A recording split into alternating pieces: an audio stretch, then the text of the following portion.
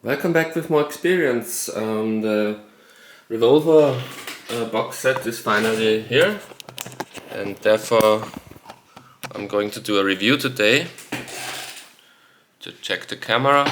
Everything's okay. Yes. It arrived yesterday on Friday at my doorstep by the Amazon man, and like I said in my previewing the Revolver Deluxe box set, I already said I ordered the CD version because those kind of with outtakes and stuff like that, I like to listen to them. I prefer to listen to them on CD where you can skip tracks or repeat quickly, and you don't have to do much with the needle, and so that's my approach to these kinds of releases. And before I'm talking about this release, I've got some notes prepared because I've listened to the box set yesterday and today in the morning today, so it's pretty fresh. I haven't yet really collected my thoughts that well, so I have to read a few things from my notes this time. Before I'm going to talk about the deluxe box set itself, I want to mention again, like I did in my previous video, Revolver is my all-time number 3 favorite album. It's my third favorite album of all time. My favorite album of all time is the White Album, and my second favorite album of all time is Rubber Soul. I just slightly prefer Rubber Soul to Revolver because I enjoy the vibe a bit more. I think the stronger songs on Rubber Soul are stronger, but Revolver is probably as an album, as a 14-track collection, the better album. I wouldn't say it has less weak tracks than Rubber Soul because it has no weak tracks. Revolver is probably the only Beatles album with no weak track on it. And I also like the sound aesthetic of Rubber Soul a bit more because it's more like it's like a woody album. Like it's very natural sounding, very organic sounding, and Revolver, which is in many ways very or quite similar to Rubber Soul, which came out a half a year before that. Revolver is more metallic, not like in heavy metal music, but it's more of a metallic, like the element, like metal. It sounds more like a metallic album, especially the songs that are really based on electric guitar, on the, two electric guitars, bass, drums. But the cool thing about Revolver, of course, is that it's also so colorful. It's the first really very eclectic album. It's more than already hinting into the very colorful Summer of 67 Sgt. Pepper album. So in order to have not that many songs that sound alike, they for the first time they really incorporated strings and horns and sitars, of course, and many instruments and recording techniques to give the album a more varied feel.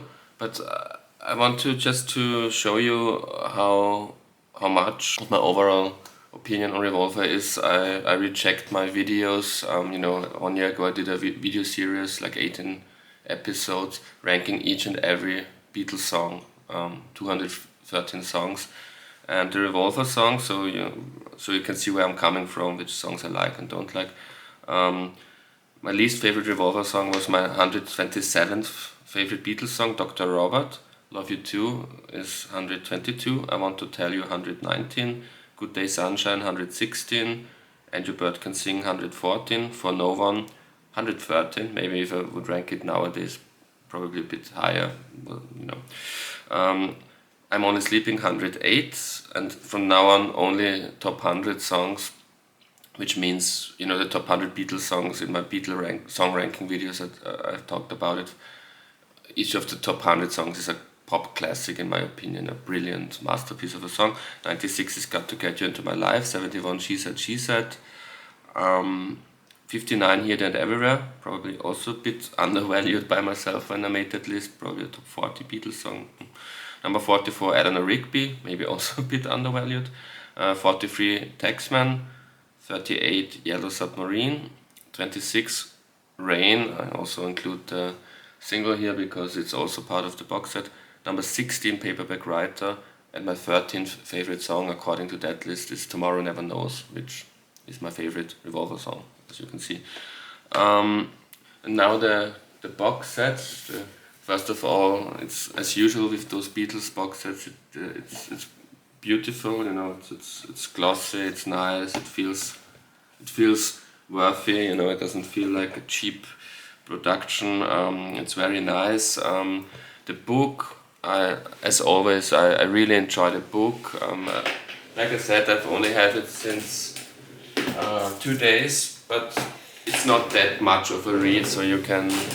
I think I've read everything in the book except the essay that Questlove wrote, but I read the foreword by Paul McCartney, then there's a foreword by Giles Martin, then there's a track by track, then there's, which I found very interesting, and plus there are great photos and memorabilia and stuff like that.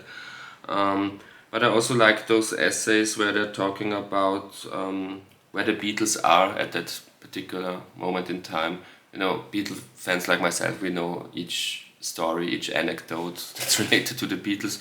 But you know, it gives some things a new perspective. You know, really, it's really writing home the fact that this was like the first time the Beatles had some time off, which, you know, I knew, but it was never really that big on my mind that that's one of the differences between the approaches to the albums before, which were all Beatlemania, very stressful experiences. But they had like 3 or 4 months in the beginning months of 1966 to write and also kind of rehearse those songs. So that's really a fact that this one essay really put across very brilliantly. There's also a great graphic novel cartoon by Klaus Voormann about the process of him getting involved with the of course excellent record cover that we all know and love. In my previous video I talked briefly about my meeting with Klaus Voormann, and I met him in at an exhibition of his works, so I was already familiar with that graphic novel because it was part of that exhibition where I met Klaus Voormann. But it's great to have it here now in that, like I said, excellent book. But now the really interesting stuff, of course, the music. The music. As I said in my previous video and also last year in my review of Let It Be, 50th anniversary Let It Be, I never ever liked the Giles Martin remixes. I didn't like the Sgt. Pepper remix, I didn't like Let It Be, didn't like Abbey Road, White Album. Honestly, I never liked those. But so knowing that, you know, I'm very critical. I don't really expect anything from a Giles Martin remix these days. But I have to say, that the Revolver remix is my favorite. It's not that difficult to have my favorite, but this is really my favorite Giles Martin Beatles box set remix. For the first time, there are a couple of songs where I might, have to listen to those songs more often, more carefully, but where I might enjoy some of his remixes more than on previous albums. It's strange because before the release there was much talk about that this was the most difficult to remix because it was on a 4-track album versus the others. Sgt. Pepper was kind of 4-track, but they did some tricks to make it to have more space to make overdubs, and the later albums, they had, especially Abbey Road, 8-track facilities, or maybe even 16 tracks on Abbey Road. So this is a pure 4-track, the last of the pure 4-track albums, and they said, that's the most difficult task to demix and then remix those songs, and that they needed help, assistance by Peter Jackson, who first did it on the Get Back project, to make a very newly by his team invented approach to demix those tracks so that you have all the individual instruments on, that you can really mix those individually. And so I thought, wow, if this is the most hard task and they have to really destroy the thing with the new technique and then start from scratch again, then this will probably be the one I enjoy the least and the most sterile sounding, therefore, of course, because it's like building the house from scratch new, but it's not. I thought that the Abbey Road, where it should have been the most easiest for Giles, is my least favorite and the most sterile sounding. I really enjoyed the Revolver remix. Um, Again, I don't prefer it to any of the older versions. We've had even the 87 CD version I prefer to it, but for the first time there at least like For No One, you know those ballads, those with horns or strings and where the vocal harmonies are important. Songs like For No One, Eleanor Rigby, Here There and Everywhere. I might even prefer the Giles Martin takes on these songs. I think with those songs it was more easier, with those not so loud, raunchy songs. But you know the rock songs, I still don't really like his work on those. But you know I have to give him credit. I have to be authentic, and I was, you know, especially For No One, I was blown away by his remix. I really enjoyed it. But now the thing where I expected to enjoy it more than the stereo mix, which was the original mono version, which I was never, I think I never ever was able to listen to Revolver the complete album as a mono because I don't have any mono copies of that album, and as expected, brilliant. You know, at least 13 tracks. This is the way to listen to that album from now on. This will be my default. CD to listen to Revolver, with one exception. My favorite Revolver song, we've had it in the beginning, Tomorrow Never Knows. The stereo version is much better, I think. I think this has something to do with the fact that, of course, Tomorrow Never Knows is very loop-based, you know, probably the first loop-based song in at least mainstream pop history. You know, they only had, you know, each of those mix attempts was an individual, was a unique experience because they often told that story that they all sat around the mixing console and it was like by random. It was like a Musik konkret random thing where they put the fader up and down and then the other one would put the fader up and down in a different moment of the song. So there's only those mixes are unique. You can't recreate those, and the stereo mix. It seems they did it better, and also with stereo, with panning, a song like that, a wild psychedelic song like that, you know, this song really profits from early stereo, like 1966 stereo. So Tomorrow Never Knows I prefer in stereo, but the rest of the album, the mono version from now on, is my go-to version. And now the most interesting, you know, I'm not an audiophile. I'm not like one of those people who will do surgery on minuscule details. I'm here for the songwriting and the songs and the more general themes of the album, and so the outtakes CDs, the two in my deluxe box set, were, I knew that before I was going into it, those will be the most interesting to me, and they were. You know, I've talked about in my preview. It's a bit unfortunate that there are songs or takes that were already used for the anthology. I think they could have used that free space for things we haven't had yet on by the anthology, like Good Day Sunshine. I think there's no Good Day Sunshine alternative version on the complete thing, but there are, especially I'm Only Sleeping, there are versions that we already had on the anthology. The And You Bird Can Sing Giggle version, I also thought this will be something we've already had, but there's a different perspective on that, so it's a bit different from the anthology version. I think the anthology version was, like often with those anthology versions, was like a mix of several versions into one, but now this is finally, I think, the original Giggle version with no trickery here, not much trickery here. So that was also interesting, but of course the most interesting things were Yellow Submarine. The way Yellow Submarine was written, conceived, arranged, and recorded. There are like 3, 4, or 5 tracks, just the progressive Yellow Submarine, and that's alone, that's worth the money for me, I would say. To finally find out that the verses were by John Lennon. You know, we always thought, by all interviews the Beatles have given about Yellow Submarine, especially the anthology interview with Paul, it always appeared that Paul wrote the song. John Lennon never really talked much about his involvement with Yellow Submarine. There's no interview with him talking about what we now have found out through that Yellow Submarine alternative versions. But he wrote the verses, and Paul wasn't lying in the anthology when he said he one day dreamed the Yellow Submarine, because the chorus part, "We are living in a Yellow Submarine," that's by Paul. But the verses, they are by John Lennon.